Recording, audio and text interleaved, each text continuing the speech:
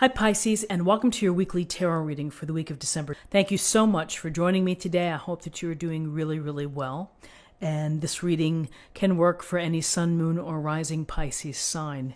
We will take a look at the cards. We'll get a sense of the awareness for the week, guidance, and possible outcomes. This is a way to capture the energies and the messages. Hopefully something here can be helpful to you. So let's just go ahead and get started with your reading. Okay, so in terms of awareness for the week, we have the Six of Swords and we have the Four of Pentacles. The Six of Swords is really what you see here is you see the oarsman who is helping to transport, it looks like the mother and child in the boat. And, here they're going from looks like swirling water here to clearer waters. It's movement, it's transition. For some of you, you may be literally taking a trip. You may be having plans to go somewhere. For others, this could suggest that maybe you're moving away from a particular location or from a particular situation, that you've either outgrown the situation or you weren't satisfied and you feel that you need to move on. And you're moving on with the hope for beautiful blue waters in the new location, in the new place, the hope for peace or serenity or abundance, whatever it may be. And sometimes we need the support of people in order for us to make that transition, to make that move. So you may have someone within your life who is supporting you, who may be helping you get ready to take a move. I would also say that for, in some situations when you're in a tough place, like for example, if you're in a work environment that could be toxic or there could be quite gossipy, it could be something as simple as removing yourself from the scene. If it's the lunchroom or if it's in a meeting, just getting up and walking away and then coming back. So, we see a lot here, but what we see is we see the boat and we see people in the boat and we see people leaving. They're going somewhere. They're moving on, and we can think to ourselves that it's for greener pastures.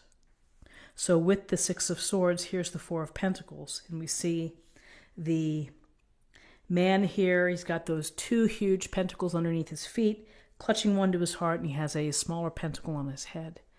And it's about holding on to what you have. You may be resisting this move, and you may be trying to work out your own sense of control, hanging on to your resources, to the things that you have. Often we look at this in terms of time, energy, money, property, all the things that we have within our own control. And here he's created this very tight boundary, not giving it up, not without a fight. And so, listen, sometimes in life we have to hold on to what we have. We have to be mindful of it. We're not in a position to reach out or to maybe be giving, and maybe it's just not the best time. Maybe there'll be a better time. Maybe there will be an awakening here where this energy of holding tight will release. Some of you simply may be holding on to what you have in maybe in disbelief that, you're going to be moving somewhere or going somewhere or transitioning to calmer waters, and having to think about what you have and what you bring with you. Those are important decisions. But this is a sense of control. It's boundaries. It's holding the status quo and keeping what you have.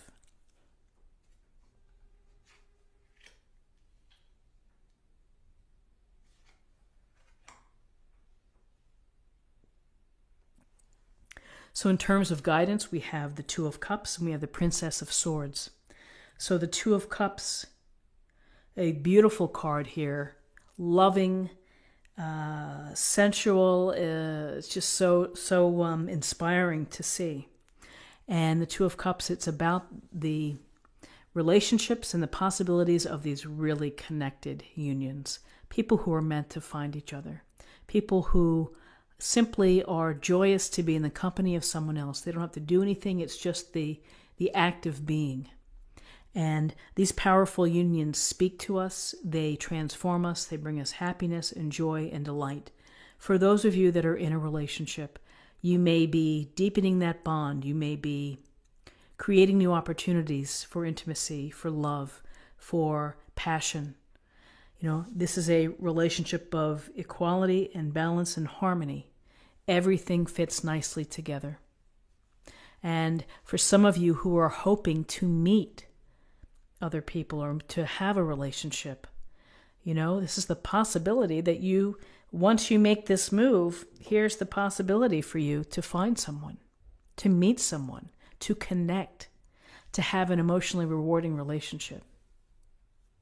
And again, you have to put yourself out there. You have to make yourself known. You have to set your intention with the universe, with divine source, that I am looking for my soulmate. I'm looking for my one and only, the person who was meant for me. I'm ready to receive. I'm ready to meet them. And this type of relationship can come true. Two of Cups can also be for those that are, I'm not looking for a relationship right now. I understand. It can be deepening the bonds and making important connections who really, people who matter to you and will matter to you in the long term. So with the Two of Cups, here's the Princess of Swords. And the Princess of Swords, she has her sword ready. She's facing, looks like she's on guard. And in many ways, that's what the Princess of Swords is, which is I'm ready for whatever may come my way. With all of this movement here and this feeling of holding on and opportunities, this is a sense of being ready to do whatever you have to do to deal with obstacles or setbacks or challenges. And you're going to use your smarts. You're going to be intelligent about how you approach things. You're going to rely more on your reason and your logic versus coming at it from an emotional perspective or standpoint. So, the Princess of Swords is this youthful presence, and the youthful presence is looking to use her wit and to use her smarts to strategize, to plan, to move forward, to be ready for whatever comes your way. We have Death, the major arcana, and we have the Ten of Swords.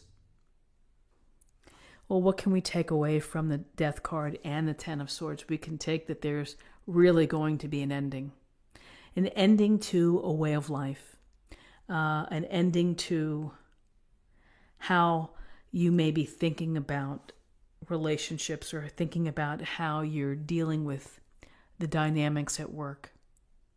The Death card is not to be feared. It just doesn't relate to physical death. It relates to symbolic death, which is things end. Situations end. Sometimes relationships end. Sometimes the job ends. Whatever it is, it's a matter of how you're going to have to process it and deal with it.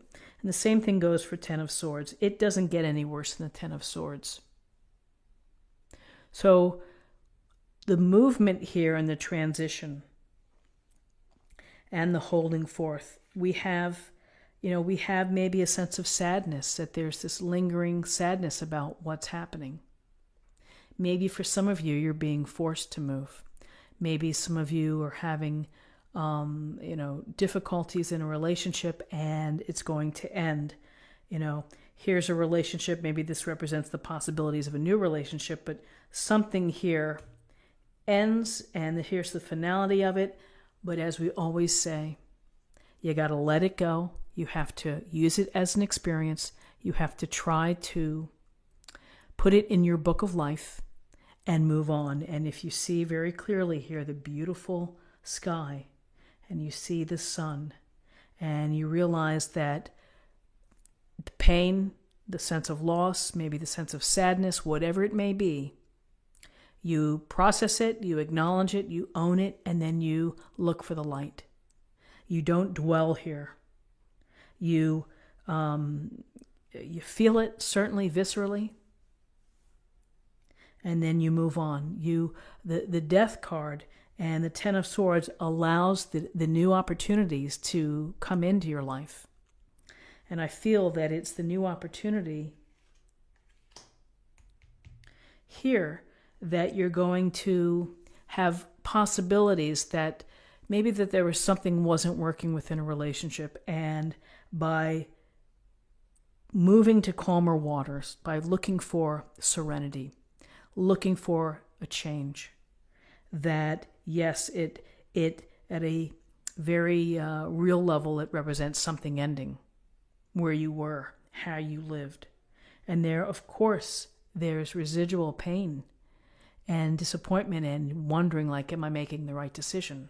But ultimately, here we have the Two of Cups, which is a glorious relationship, ready to defend. And, some may say that this isn't going to work out because of the Ten of Swords. I don't tend to see that. I tend to see things that we see death, we see the Ten of Swords, we see a difficult chapter that's ending.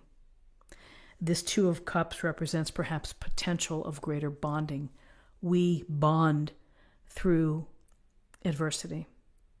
Our relationships become stronger and more loving and more connected when we go through something that is like an ending.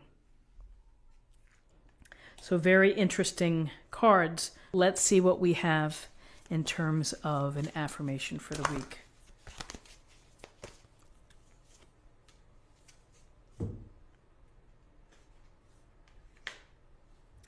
Rejuvenating rain. Clear the past, heal the present. Clear the past, heal the present. This getting to this new place in your mind, in maybe your physical state, is going to allow you to feel rejuvenated, and it may restore some peace. Let's see what we have in terms of love.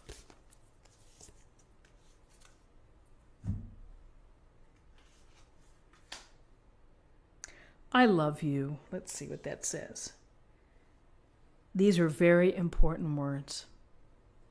Simple, beautiful message that in times of hard times or adversity, challenges, or simple celebrations, 3 simple words have a lot of meaning when you say them coming from the heart. This is what I have for you. I hope that you found something helpful here today with this reading. If you did, please subscribe if you haven't already. Like this video, share this video, comment below.